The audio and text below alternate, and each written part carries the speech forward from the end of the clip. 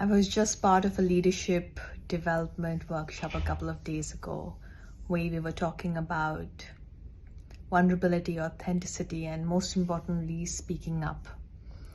And while we were talking about that, it reminded me of an incident in my 10-year-old daughter's life. And the story goes like this. When this was a couple of weeks ago, I usually pick her up from school. And when I pick her up from school, I usually ask, how was your day? And she's super excited. She's talking about the friends she's made and all the fun that she's had in her lunch breaks. But this afternoon, she said, Mama, I cried a lot in my lunch break. I was sitting all alone and I cried. And I was really concerned for her. And I said, what happened? Why were you crying? And she said, there's this new girl who's joined her class and she's part of her friends group. And she said something about her, about Kyra, which she felt really bad and she felt excluded, which ended up where her friends went together in one group and left Kyra all alone. And so Kyra spent the rest of the lunch just eating her lunch all alone and crying. So I tell her, don't worry, sweetie, we'll talk to that girl tomorrow. We'll explain it to her. Why don't you have a conversation with the girl? And she says, no, it's not the problem with the new girl. She doesn't know me, so it's okay for her to feel the way she did or said about me the way she did. My problem is my friend, my best friend was there and she didn't stand up for me. She just stood there quiet. She should have stood up and said, no, Kyra is not like this. This is who Kyra is. And I felt really bad, mostly because she was quiet. And that broke my heart. And then I said, what do you want to do about it, sweetie? And she said, tomorrow I'm going to have a conversation with her. And the next day she meets her friend and she says, hey, Alice, I felt really bad yesterday that you didn't stand up for me. And it really hurt me because if you were in my place, I would have definitely stood up for you and spoke for you. And then Alice apologized to her and they got together. And when I heard this story from Kyra, I was just so amazed that a 10-year-old figured out what was the root cause of her hurt. And she had the courage and the awareness to do something about it. And I use that as a constant reminder to myself, also to be aware of what's actually causing me hurt, and am I doing something about it? And I use that as a story also to anchor conversations around courage, around awareness, and about speaking up, because sometimes silence can be hurtful. Today I want to talk about goals. We've often heard how it's important to set goals in your life, and without a goal, you have no idea where you're traveling, and how it's important to grow in your life or in your career. You need to know what your goals are. And sometimes goals can drive us to motivate us to do the things that we want to achieve in our lives. And sometimes it can be a hindrance because we could be blindsided. We could just have a single vision towards that goal and we may miss opportunities along the way. So I'm going to invite you to, when you do a goal setting exercise or when you look at creating goals, kind of open a little window to that path as well.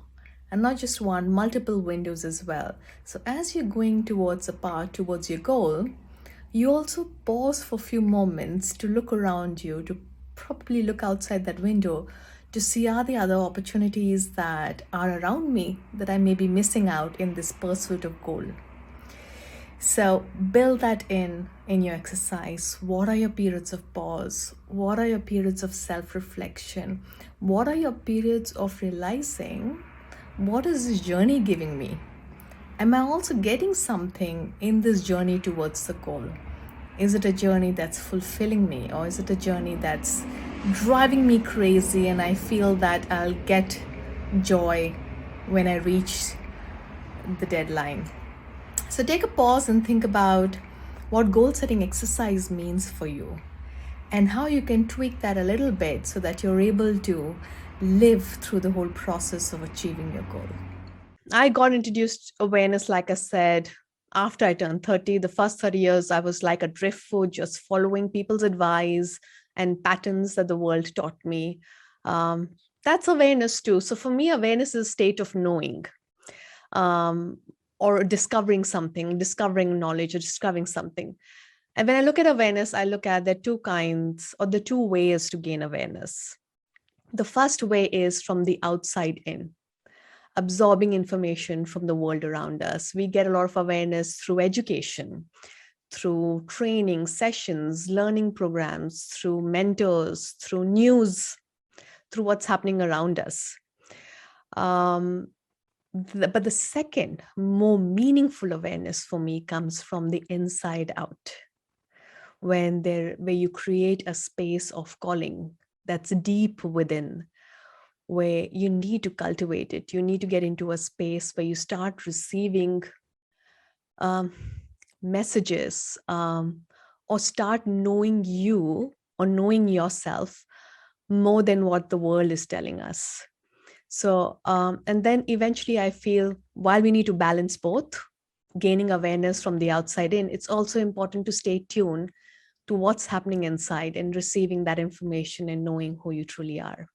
Absolutely, Dave. I mean, you can't just have complete self awareness and be oblivious to everything around you. You also need to have sensitivity to what's happening outside. Um, and that brings me to what are the levels of awareness you're looking at? And you've kind of triggered that conversation as well. So, there is one is your self level, where you are being aware of what's happening to you, your triggers, your emotions, the stories or beliefs you're telling yourself, creating who you are. And then, of course, how you're playing that up in the world, which is sometimes you can't be completely authentic or completely yourself without understanding the environment around you is receiving that. To give you an example, we keep talking about, even in our workshops, is to have authentic conversations, to share with people around you what you truly feel or what is going on inside you and share that out. Now, if I'm playing that role all the time, I may be insensitive to people around us. For example, there are people around us who may not be ready to receive that information. So if I'm coming up and sharing with you that, hey, you shared something with me today, but that was a little insensitive and I'm feeling hurt, or the triggers coming up, I'm completing half the story. I'm releasing, I'm being authentic about myself. But in that moment, I'm not looking at observing whether that person is receiving it or whether that I am triggering something in that person and doing exactly what happened to me.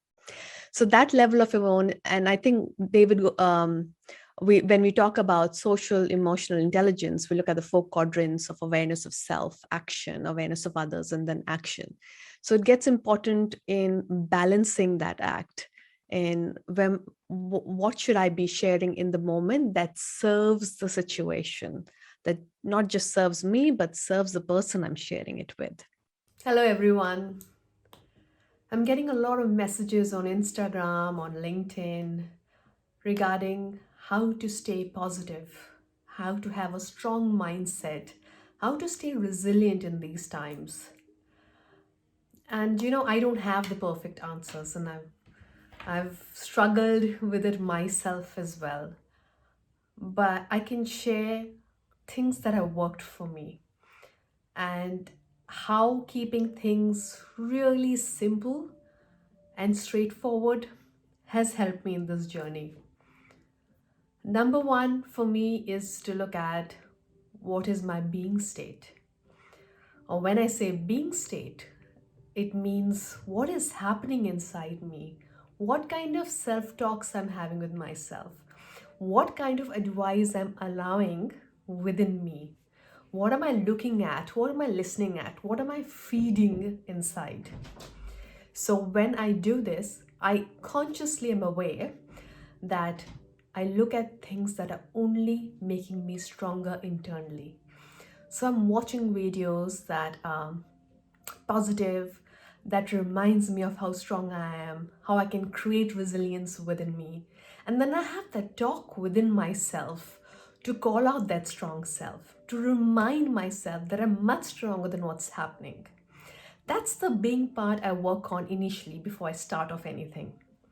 The second part for me is the doing bit.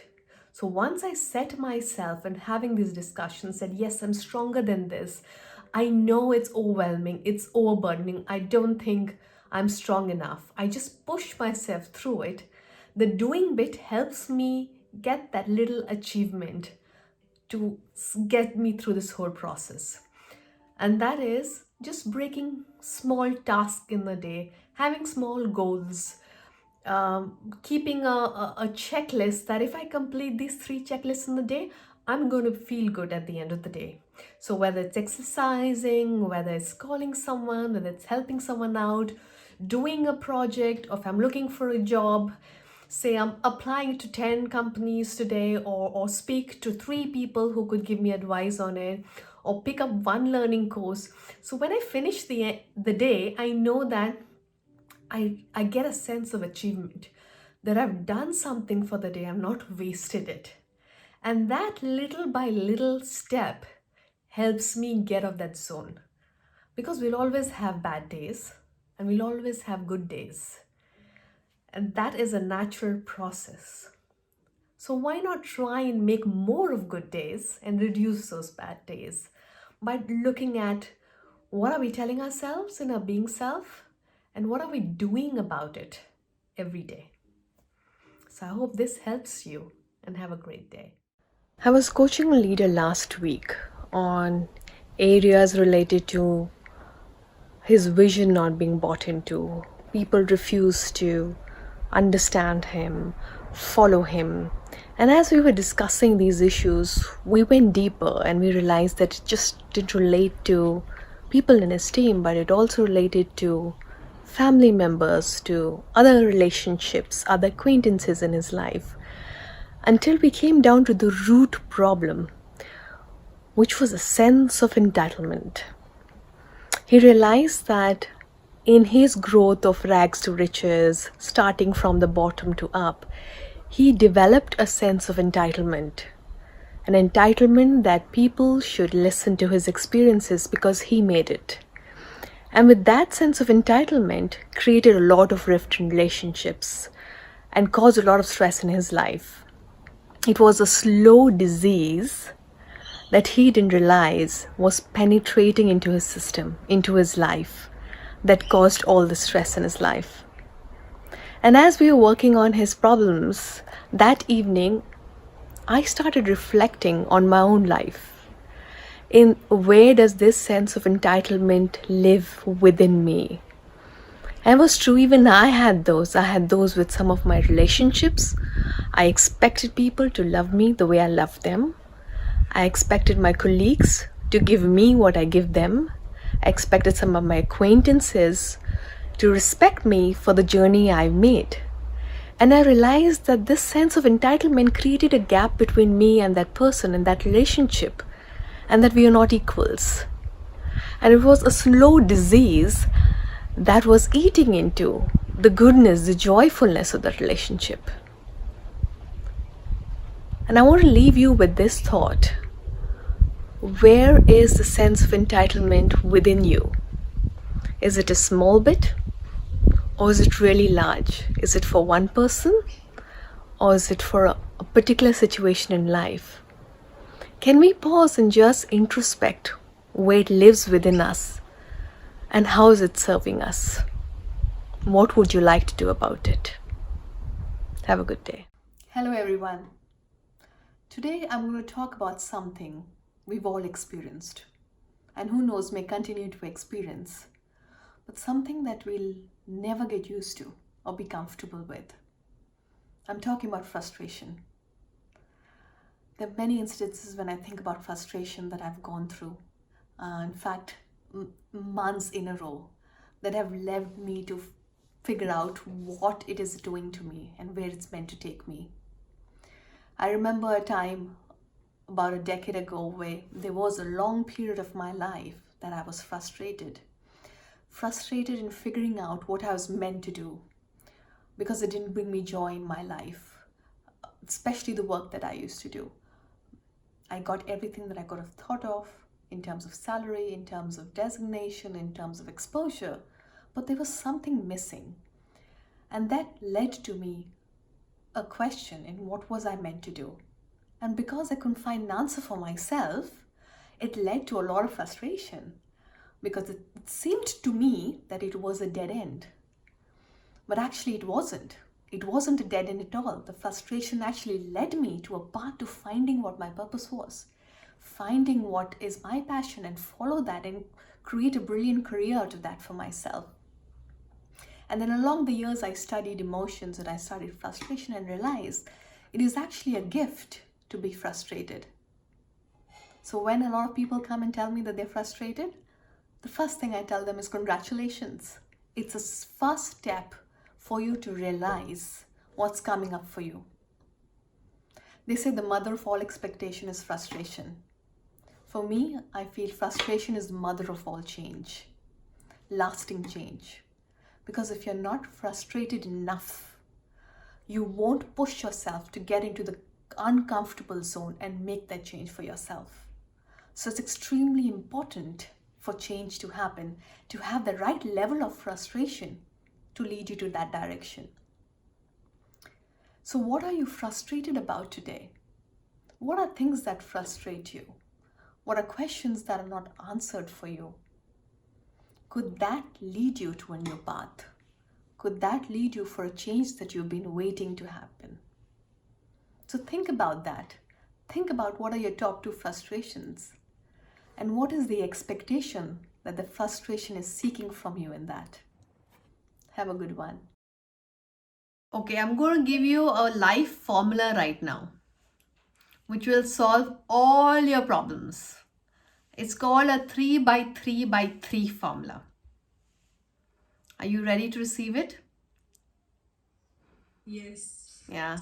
I did not create it. Again, it's been created by Albert Ellis, the psychologist and psychotherapist I spoke about, who came up with the REBT method. He calls this the behavioral rule of 3x3x3, which is when we look at our deep-founded beliefs, we know that our deep-founded beliefs have impact on our behaviors.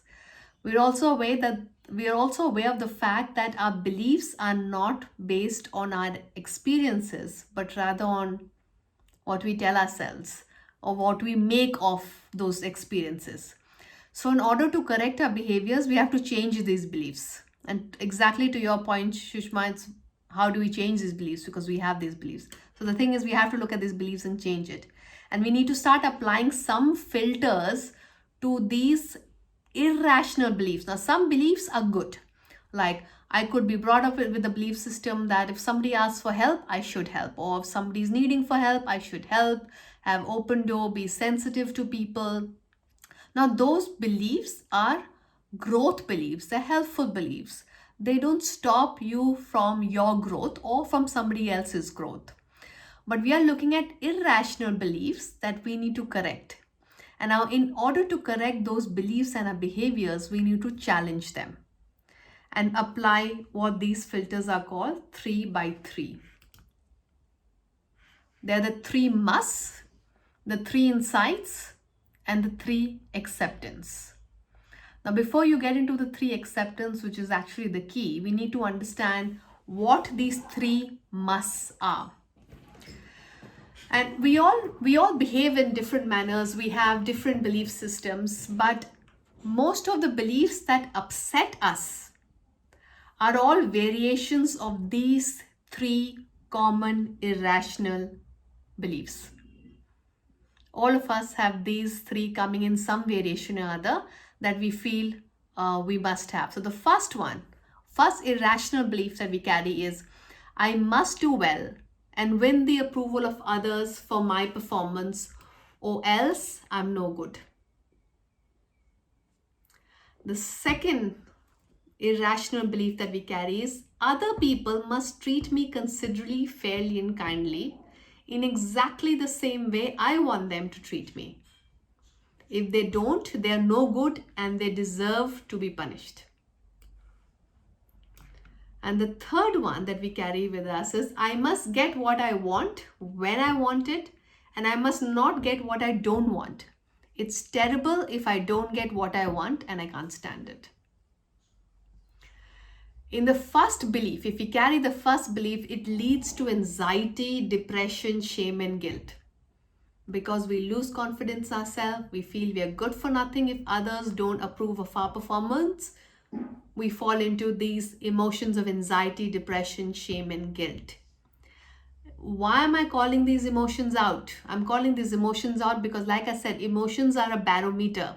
When you're feeling anxiety, when you're feeling depressed, shame, or guilt, it is related to the first irrational belief that I am no good, that I need to win approval from others. Therefore, I'm feeling this. The second belief, which is others must treat me fairly or the way I treat them. If I don't get that, I have feelings of anger or acts of violence. And most of us carry passive aggression when I see others not doing the way I want them to behave with me. And the third belief, which is about I need to get what I want or I don't want what I'm getting, this is basically from nature, from universe, causes a lot of feelings around self-pity, which is victim, why me, why am I getting it? Or procrastination, that I don't want to do it, why am I being forced to do it? And that leads to all these problems that we're looking at. We become less demanding, or we don't become flexible, and it leads to a lot of other emotional and even physical diseases that may erupt. So first thing we need to do is be aware that we do operate from these irrational 3 must-have beliefs. That's in our system. It comes out subconsciously. And it's natural. All of us have it. Now, how do we overcome it? First is start disputing it. I need to start challenging it. Where is it written? Why does it need to be like that? Why should I have to win approval from others?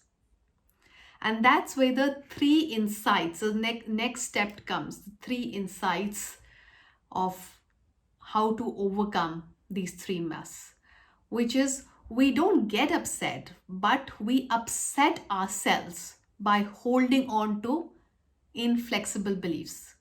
So it's us that's holding on to these beliefs, and that's why we are upset, not because of others. Second, no matter how upsetting we are, we continue to remain upset because we are clinging to it. So one is we get upset because of our irrational belief. Second is we stay long because we are clinging on to it. We don't let go of that belief and we cling on for years. Therefore, we stay upset.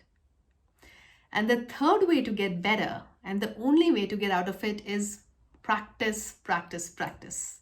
You have to do a lot of practice to get out of these irrational beliefs, to start operating from a space of growth mindset so you can start achieving what you want to achieve. So what are the 3 acceptance? The last key for a flexible mindset is you need to address it at all 3 levels. So typically an emotionally healthy human being develops a sense of acceptance. So number 1 biggest key is sense of acceptance, even when reality is unfortunate or reality is unpleasant. So emotionally healthy human beings have a very strong sense of acceptance, and that's why you keep hearing gratitude. Why are we hearing so much of gratitude nowadays? Because people who have a sense of gratitude have a sense of acceptance, and when they have a sense of acceptance, they are ready to move on. These chains are not pulling them back. So the 3 types of acceptance is unconditional self, unconditional other acceptance, and unconditional life acceptance. And these are powerful mantras to have, and I'm going to kind of invite you, take a printout, keep it there, because you want to say this to yourself many times to overcome the years of the irrational belief that we've been holding on to, which is under the unconditional self-acceptance. It is, I am a fallible human being. I have my good points and my bad points. That is the reality. I have no reason why I must not have any flaws. No reason. Despite my good and bad points, I am no more worthy or less worthy than any other human being. This is so powerful, the last line. I am no less, no more than any one of you. Then about others. unconditional other acceptance, where we're talking about where we get this anger and irritability, etc. Other people will treat me unfairly from time to time. They will treat you unfairly. We have to accept that. There is no reason why they must treat me fairly. And the people who treat me unfairly, very powerful, are no more or less worthy than me or any other human being. Because there are times we've been there also. We've treated people unfairly. So we are no less or more worthy, and neither are they more less or worthy human beings. And last for life is life doesn't always work out the way I'd like it. I think these are the times that have kind of capitalized it for every human being on planet. That doesn't work the way it's planned. There is no reason why life must go the way I want it. And lastly, life is not necessarily pleasant, but it's never awful. And it's always bearable. Others, you won't be sitting here, right? You won't be sitting here and living your life. It was not bearable. And coming back to our focus example, if you feel it's awful, try and defocus and see what else is there around me. What else is there around my profession, around my work, around my family that is pleasant. And start adding that in my bucket of awfulness that I'm seeing right now.